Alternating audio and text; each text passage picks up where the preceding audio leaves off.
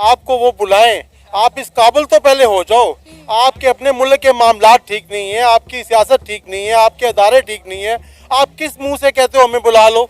India ये काम कर रहा है, वो हमसे बहुत ऊपर चला गया और हम अभी भी उसी मुकाबलेबाजी में कि हम उसे ऊपर जा सकते हैं, कि हमारा कोई पॉसिबिलिटी ऐसी है, बिल्कुल भी नहीं है। हम उसके, मैं कहता हूँ कि 10% पे भी नहीं खड़े इस टाइम। उसकी हम आर्मी देख लें, उस टाइम वेपन्स देख लें, उसकी हम जितनी भी आप मतलब मिसाइल देख लें, आईटी सेक्टर देख लें, वो आईटी में दुनिया को हम लीड कर रहा है। जिस दिन सब पाकिस्तानियों को पता चल जाएगा कि इंडिया के क्या हालात है और हमारे क्या हालात हैं, यकीन करें ये खुद मांगेंगे कि हम इंडिया के साथ जाएंगे, दोबारा हिंदुस्तान बने और बड़ा मुल्क बने। बार बार ना इंडिया को बीच में लाते हैं कि इंडिया जो है ना उसकी वजह से हमारे साथ मसले हो रहे हैं। असल में ये मसले हमारे अपने वजह से हो रहे हैं और हमारी अपनी कोताहियाँ, अपनी गलतियाँ। हम दुनिया के बहुत तरीन पासपोर्ट्स में शामिल हो चुके हैं और हम किसी भी डोमेन के अंदर, हम जिस भी डोमेन में अगर हम कहीं पे ऊपर जा सकते हैं तो उसके अंदर हमारे पे ऐसे टैक्स लगा दिए जाते हैं, ईज ऑफ डूइंग बिजनेस नहीं की जाती। हर बंदा जो है यहाँ पे परेशान नहीं होगा, वो भी अवाम ये हम फकीर हैं, हम गुलाम हैं, हम ऐसे ही रहेंगे, हमने ऐसे ही मरते रहना है। इन्होंने कर्जे लेते रहने हैं और हमारी फाड़ फाड़ के लेते रहेंगे।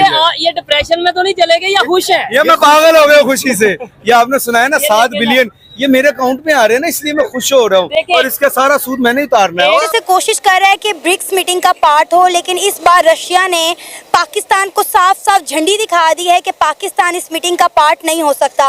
पिछले साल जून में जब ब्रिक्स मीटिंग को चाइना ने होस्ट किया था तो चाइना ने पाकिस्तान को इन्वाइट किया था, तब इंडिया ने वीटो कर दिया था। लगता है कि जब तक इंडिया इसका पार्ट है पाकिस्तान इसका हिस्सा नहीं बन सकता। आपको क्या लगता है एज अ पाकिस्तानी, क्या हम डिजर्व करते हैं इस मीटिंग का हिस्सा होना? अगर आप मेरा ऑनेस्ट रिव्यू लें तो हम तो बिल्कुल डिजर्व नहीं करते और हम बार बार ना इंडिया को बीच में लाते हैं कि इंडिया जो है ना उसकी वजह से हमारे साथ मसले हो रहे हैं। असल में ये मसले हमारे अपने वजह से हो रहे हैं और हमारी अपनी कोताहियाँ, अपनी गलतियाँ। हम दुनिया के बहुत तरीन पासपोर्ट्स में शामिल हो चुके हैं। दोस्तों, वर्ल्ड सेक्टर चैनल में स्वागत है। दोस्तों, आपको बता दें कि पाकिस्तान जो है ब्रिक्स में सदस्यता पाने के लिए जो है आवेदन किया है और वो रूस से समर्थन मांग रहा है ब्रिक्स में सदस्यता पाने के लिए। तो आपको मालूम होगा कि पहले से ही जो है चीन जो है वो पाकिस्तान का सपोर्ट कर रहा है, पहले भी किया था, लेकिन भारत जो है वो पाकिस्तान का सपोर्ट नहीं कर रहा है।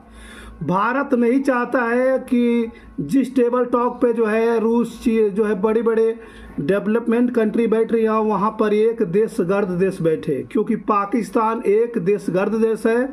आतंकवाद के सिवा आज तक दुनिया में कोई कुछ दिया नहीं है, सिर्फ आतंकवाद ही दिया है। इसी की वजह से भारत जो है चाहता नहीं है कि किसी आतंकवाद के साथ में जो है आतंकवादी जो है देश के साथ में जो है देशगर्द देश के साथ में टेबल टॉक या टेबल के साथ में बैठा जाए। इस तरीके से भारत जो है उसको मना कर रहा है और रूस से पाकिस्तान जो है समर्थन मांग रहा है। दोस्तों, अब चीन जो है धीरे धीरे बाइकआउट भी करता नजर आ रहा है भारत का समर्थन देख के।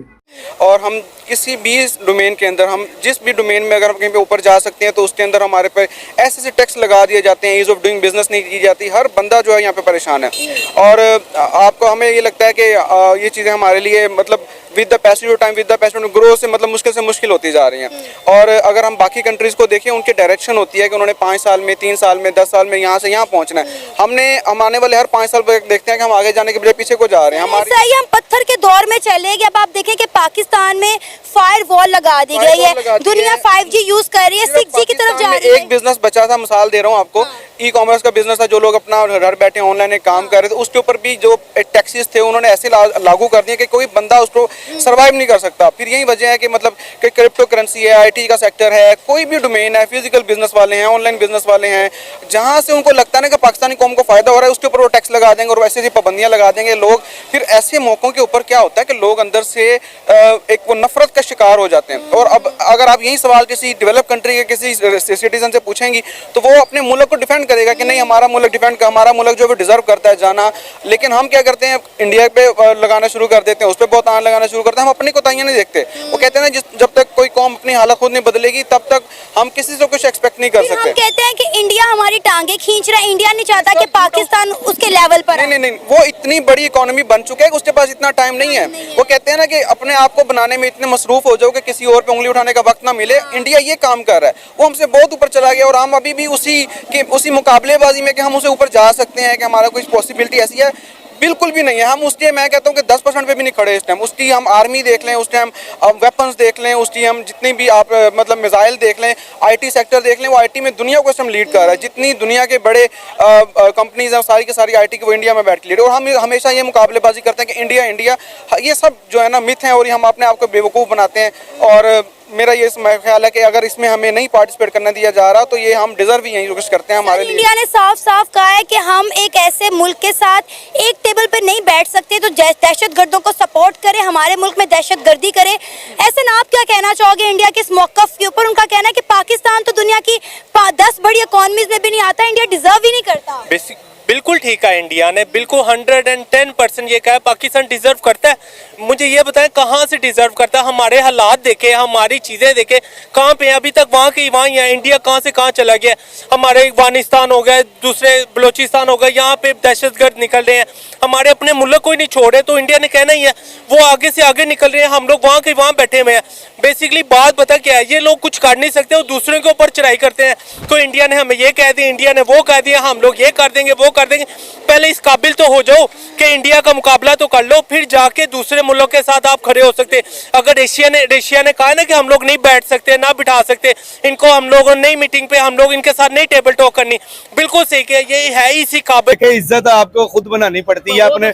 एक तो हमारे पासपोर्ट की फिर एक दफा तो एक वैल्यू डीवैल्यू हो गया, और दूसरा हमारा प्राइम मिनिस्टर जो खुद इतने अरबों खरबों रुपए के इनके फ्लैट्स हैं, इनके पास इतनी प्रॉपर्टी है, ये किस मुंह से मांगने जाते हैं? सबसे पहले ही अपनी जायदादें बेचे। अगर ये मुझे वतन मुल्क के लिए करना चाहता है वो कहते हैं यार किस मुंह से मांग रहे हैं तुम लोगों के पास। बाद पीएम मोदी दोपहर करीब 3 बजे कटरा में Shri Mata Vaishno Devi shrine board sports complex में एक और रैली संबोधित किए।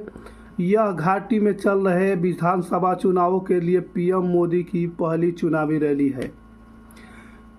इससे पहले उन्होंने 14 सितंबर को जम्मू के डोडा में बीजेपी के लिए जनसभा का संबोधित किया था। पहले दोस्तों, रैली से पहले पीएम मोदी ने सोशल मीडिया अकाउंट एक्स पर कहा कि मैं आज जम्मू कश्मीर के लोगों के बीच होने के लिए उत्सुकता से हूँ।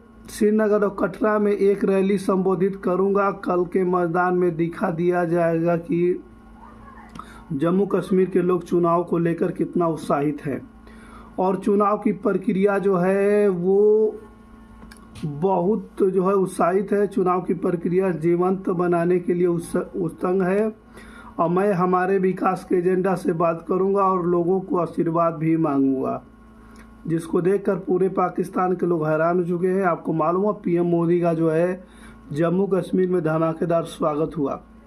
बीजेपी के राष्ट्रीय महासचिव तरुण सुंग ने कहा कि पीएम मोदी जम्मू कश्मीर की यात्रा गेम चेंजर साबित होगी। अरुण चुग ने शेर कश्मीर क्रिकेट स्टेडियम का दौरा करने के बाद पत्रकारों से बातचीत करते हुए कहा कि जम्मू कश्मीर के लोग प्रधानमंत्री से प्यार करते हैं। हमें अतीत में देखा है कि जब वहां पर जम्मू कश्मीर आए थे तो बड़ी संख्या में लोगों ने उनका स्वागत किया था। प्रधानमंत्री की गुरुवार की यात्रा जम्मू कश्मीर के लिए एक गेम चेंजर बल्कि एक मील का पत्थर साबित होगी। दोस्तों,